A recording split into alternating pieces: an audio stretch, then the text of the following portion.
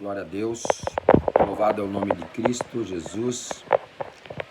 Tarde de bênção, tarde de mistério, de poder, de glória, de graça. Tenho certeza que o Espírito Santo tem uma palavra para você. Queria ler com vocês aqui o primeiro livro do profeta Samuel, capítulo 16, para a glória de Deus. E o versículo que eu queria ler para a glória do Senhor é o versículo 13, que diz assim: Então Samuel tomou o vaso de azeite e ungiu-o no meio dos seus irmãos, e desde aquele dia em diante o Espírito do Senhor se apoderou de Davi. Então Samuel se levantou e se tornou a Ramá. Eu queria dizer para vocês sobre o maior rei de Israel, alguém que Deus escolheu para um projeto, um plano, e esse plano ele foi desenvolvido de uma forma em que chama a atenção de todos nós.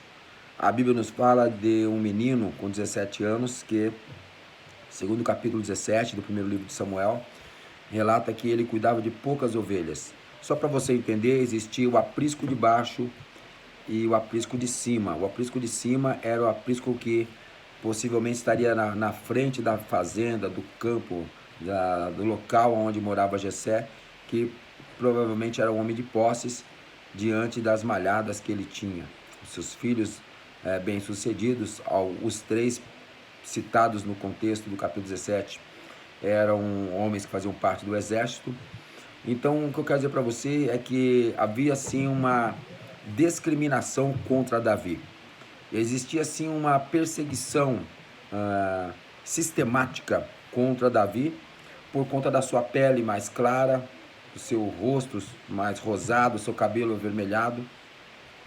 Isso para a cultura judaica trazia um certo desconforto, desprestígio, era desapontamento para uma pessoa que tinha essas características. Mas o texto lido diz que ele era de bom aspecto, alegre, um moço que tinha boa aparência, mas a discriminação não respeitou isso na vida de Davi. E quando você lê que Davi estava cuidando das ovelhas, então ele cuidava das ovelhas do aprisco de baixo, que dava de face o fundo da fazenda com o início da selva, do mato, da floresta, né?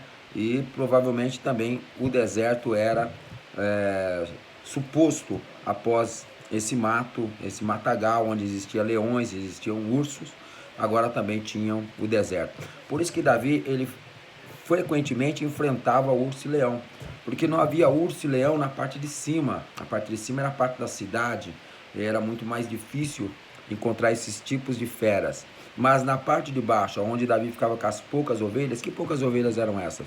As ovelhas com defeitos, as ovelhas com problemas genéticos, as ovelhas que tinham sido perdido uma pata, perdido uma orelha, perdido um rabo, enfim, qualquer coisa nesse sentido, com algum tipo de doença, as mais debilitadas, porque eram elas que alimentavam a fazenda, alimentavam a família, alimentavam os empregados, eram as ovelhas de menos calão, de mais desvalorizadas, e era ali, exatamente naquele campo, que Davi tinha que fazer a manutenção. Provavelmente quando o profeta Samuel vai na casa de Jessé, porque Deus diz que agora Deus estava procurando um novo rei, essa história soou nas terras de Judá, porque quando Jessé vai quando Samuel vai para a casa de Jessé, os filhos estão ali todos prontos, ataviados para o sacrifício, porque já se escorria no coração de cada um: opa, o rei sai daqui, porque o profeta não vai vir aqui em vão, alguma coisa ele quer, alguma coisa vai acontecer aqui nessa casa. Então era essa a expectativa de que um rei realmente estivesse ali, não só da parte de Samuel, mas na própria família de Jessé, a vizinhança, porque o profeta, ele tem agora uma direção. Deus praticamente escreveu para ele: vai, porque na casa de Jessé tem um rei, um homem segundo o meu coração. E aí ele vai para essa localidade, e quando ele chega lá, nós começamos a entender que Davi não estava. Quando passa os filhos, não está.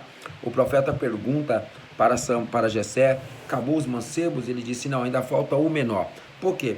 Davi, ele foi excluído justamente naquele dia? Sim, ele foi excluído, ele era excluído, mas daquele dia muito mais excluído, porque não era bom, não era bem para o profeta, na visão, no coração de Jessé e seus irmãos, ver Davi com a sua pele mais clara, rosado, cabelo avermelhado, né, características moabitas mesmo.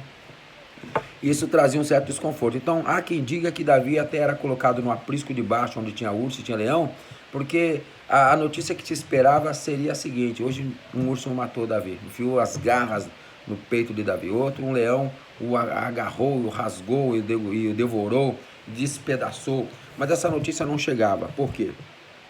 Porque Deus tinha um plano na vida de Davi. Então eu vim dizer para você aqui algo profético nesse dia de hoje. Muitas das vezes você começa o seu ministério como o menor, o pequeno, aquele que não tem um nome, não tem a fama, não tem o prestígio, não tem o reconhecimento, é desprezado, é colocado num lugar propositalmente para morrer, mas Deus está mandando dizer para você que o projeto com Deus é mais ou menos assim. Pode começar pequeno, mas vai crescer. Pode começar sem aspecto, menor, mas Deus vai dar crescimento. Então Deus está dizendo isso para você ficar tranquilo, porque o urso nenhum, leão nenhum vai colocar a mão em você, porque o Deus poderoso te escolheu. A Bíblia diz no Salmo 89 que o salmista diz assim: achei Davi, e com o meu óleo santo ungi. Lucas escreve nos Atos dos Apóstolos, melhorando esse contexto ainda, não nesse ponto, mas um outro ponto de vista, dizendo assim: achei Davi, um homem segundo meu coração, para executar nele todo o meu propósito. Então o que eu quero dizer para você é que Deus te achou. E o que Deus acha, urso não vai devorar. O que Deus acha, leão não vai conseguir colocar as garras. Então Deus está garantindo para você um grande livramento nesse dia de hoje. Você está aí, acredite que vai ter crescimento na sua vida. Urso não vai te matar, leão não vai te matar. Você vai crescer, você vai progredir, você vai prosperar. E o Senhor está mandando dizer para você: quem te achou foi Deus. E quando Deus acha, a Bíblia diz que ao encontrar Davi, Davi chega lá diante da mesa e diz a Bíblia que desde aquele dia o Espírito de Deus agora habita em Davi. Ele sai de Saul e habita em Davi. E aqui é a trajetória de dos maiores ícones da Bíblia, o maior rei de Israel. E eu vim dizer para você confiar em quem te fez a promessa. Não importa o lugar, não importa as circunstâncias, não importa o tamanho da sua estatura. Deus está dizendo para você: pode ser o menor, mas vai crescer. Pode estar em desvantagem, mas vai crescer. Podem ter colocado você para morrer, mas eu te achei, eu te dei livramento. Urso nenhum, leão nenhum pode atrapalhar o plano de Deus na sua vida.